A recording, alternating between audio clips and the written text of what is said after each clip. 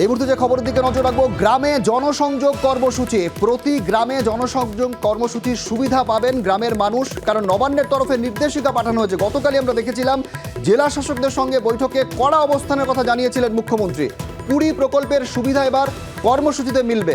সোমরাজের থেকে বিস্তারিত জানবো। সোমরাজ, দেখো, রাজ্যের মুখ্য সচিব দিদি গোপালিকা একটি নির্দেশিকা জারি করেছেন। সেই নির্দেশিকায় জানিয়ে দিয়েছেন এই যে জনসংযোগ প্রোগ্রাম, যা আগামী 20 জানুয়ারি থেকে 12 ফেব্রুয়ারি পর্যন্ত হবে, তা রাজ্যের প্রত্যেকটি গ্রামে করতে হবে। অর্থাৎ গ্রামে গ্রামে হবে এই জনসংযোগ কর্মসূচি। এবং এই জনসংযোগ কর্মসূচির জন্য কয়েক দফার নির্দেশিকা জারি করেছে নবান্ন। যে নির্দেশিকায় স্পষ্ট বলা হয়েছে, একদিকে যেমন প্রত্যেকটি গ্রামে করতে হবে এই প্রোগ্রাম, তেমনি 20টি প্রকল্পের সুবিধা এই জনসংযোগ প্রোগ্রামের মাধ্যমে দেওয়া হবে। যার মধ্যে রয়েছে জাতিগত শংসাপত্র, প্রতিবন্ধী শংসাপত্র, স্বাস্থ্যসাথী, স্টুডেন্ট ক্রেডিট কার্ড থেকে শুরু করে লক্ষ্মীর ভান্ডার।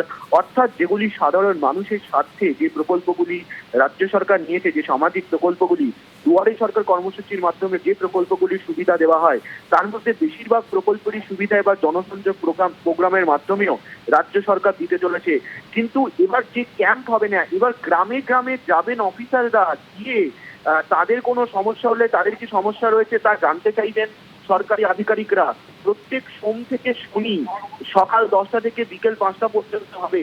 এবং তোমাকে জানিয়ে রাখি, গতকাল যে আমরা জানিয়েছিলাম, মুখ্যমন্ত্রী নির্দেশ দিয়েছিলেন যে সরকারি কর্মচারী থেকে শুরু করে আধিকারিকদের ছুটি বাতিল হবে। সেই মোতাবেক আজকে নির্দেশিকা জারি করে জানিয়ে দেওয়া হয়েছে যে সোম থেকে শনি হবে এই জনসংযোগ প্রোগ্রাম।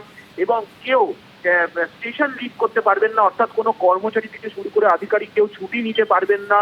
যেমন অফ দেওয়া হয় তেমন অফ দেওয়া হবে, কিন্তু সোম থেকে শনি এই কাজ হবে। এবং কোনো সরকারি কর্মচারী থেকে আধিকারিক এই জনসংযোগ প্রোগ্রাম চলাকালীন কেউ ছুটি নিতে পারবেন না, এই মর্মে নির্দেশিকাও রাজ্যের মুখ্য সচিব জারি করেছেন।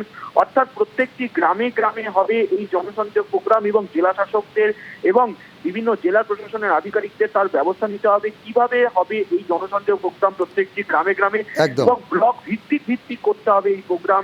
তেমনটাই রাজ্যের মুখ্য সচিব দিদি গোপালিকা নির্দেশিকা জারি করে জানিয়েছে। ধন্যবাদ সোমরাজ।